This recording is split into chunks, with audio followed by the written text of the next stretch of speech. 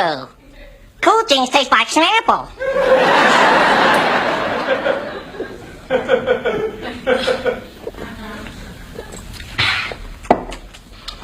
You okay?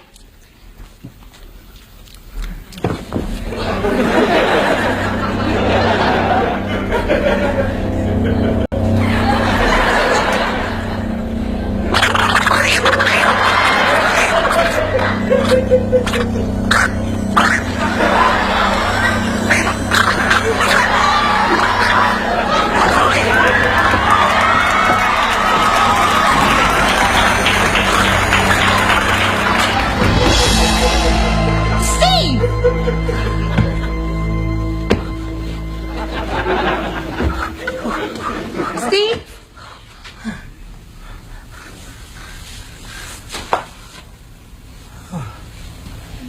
Steve? Steve who? Now, one of the things I've learned by having a wife come from a different culture than mine is that there are stark differences between the American culture or Black culture and the culture of people from Indian descent. My wife is Pakistani, as I've said over and over and over again, but Pakistan was formerly a part of India, and so they share some similarities when it comes to how they value academics and excellence in intelligence over, for example, athletics. That's one of the things that I've noticed by being married to my wife. See, in the Black culture, we don't value education, intellect. We value athleticism. We value entertainment. We value what can you do to perform for somebody. That's what gets you popular in Black culture and in American culture. That's what allows you to be the popular person in school. How high can you jump? Can you shoot the ball? Can you run really fast? Can you sing? What can you do? Are you big? Are you funny? Those are things that ingratiate you in American culture. Academics and intelligence falls far behind. Why am I bringing this up? Well, Vivek Ramaswamy. You know Vivek. He's a co-chair of doge, the Department of Governmental Efficiency for future President Trump. He made a statement on X today that caused a firestorm when people were talking about these H-1B visas and how companies go and bring in talent from India, and they're bringing these people in. They're taking the jobs in the tech industry of American workers. Well, I guess Vivek had enough of that. So he had this to say. The reason top tech companies often hire foreign-born and first-generation engineers over Native Americans isn't because of an innate American IQ deficient, a lazy and wrong explanation. A key part of it comes down to the C word, culture. Wow. Tough questions demand tough answers. And if we're really serious about fixing the problem, we have to confront the truth. And here's where Vivek really gets into it. Our American culture has venerated mediocrity over excellence for way too long, at least since the 90s and likely longer. That doesn't start in college, it starts young. A culture that celebrates the prom queen over the math Olympiad champ or the jock over the valedictorian will not produce the best engineers. I'm going to stop right here. Let me know what you all think in the comments. Speaking from personal experience, I was a valedictorian, but I also was a jock. I played basketball. I ran track. I did it all. I was a homecoming king. So right here, I would disagree with you, Vivek. I think you can do both. I think you can be the homecoming king. I think you can be the prom king. I think you can be the valedictorian. I think you can play sports. You can do it all, Vivek. Let me know what you all think in the comments about what he said so far. A culture that venerates Corey from Boy Meets World or Zach and Slater over Screech and Saved by the Bell or Stefan over Steve Urkel and Family Matters will not produce the best engineers. Steve Urkel. You. No. There is no Steve here. I'm Stefan, sweet thing. Fact. I know multiple sets of immigrant parents in the 90s who actively limited how much their kids could watch those TV shows precisely because they promoted mediocrity. And their kids went on to become wildly successful STEM graduates. No, I think it's because Vivek, they spent more time focusing on education with their children. I don't think those shows had anything to do with it. Now, do I think that sitting and watching those shows consistently without a balance would open children up to buying into the things these shows were selling? Of course. But it's more than just not allowing your children to watch these things. It's what you do as an alternative.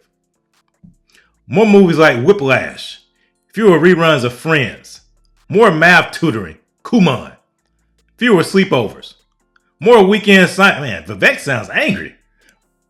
More weekend science competitions, fewer Saturday morning cartoons, more books, less TV. I agree with that. More creating, less chilling.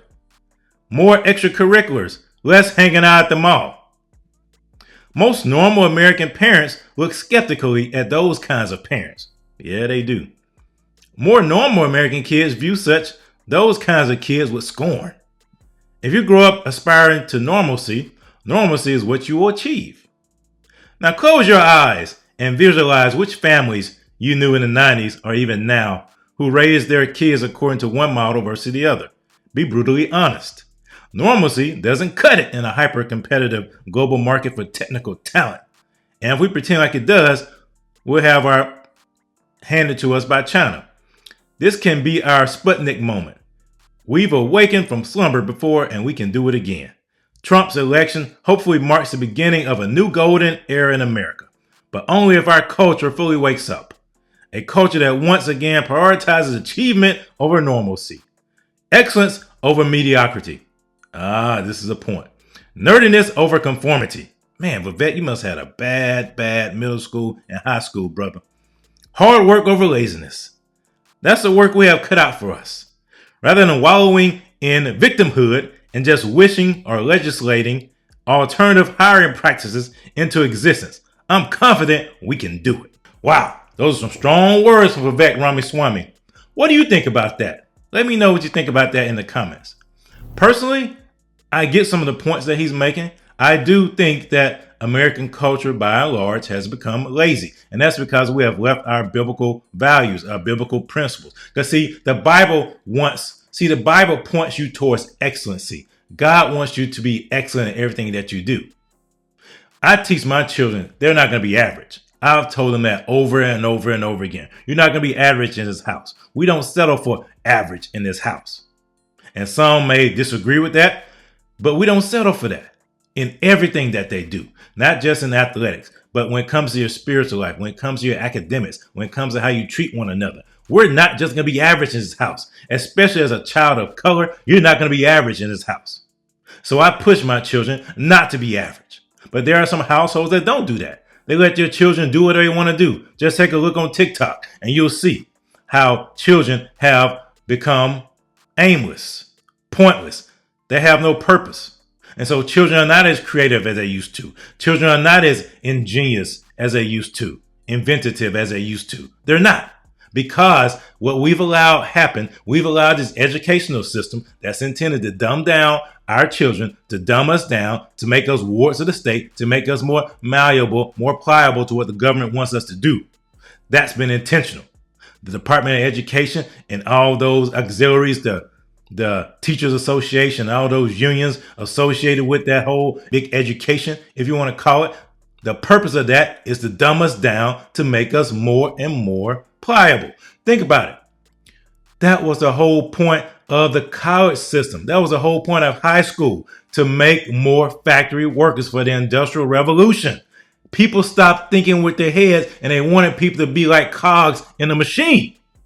So I do agree that the culture needs to get away from that. And especially in Black culture, we need to really get away from that, because Black culture is the only culture I know of that people look down on you if you are smart, if you are intelligent, if you are nerdy. They do. That's just the point of the matter. They look down on you. They call you names. They make fun of you. As a matter of fact, if you're smart in the black culture, they say you're trying to act white.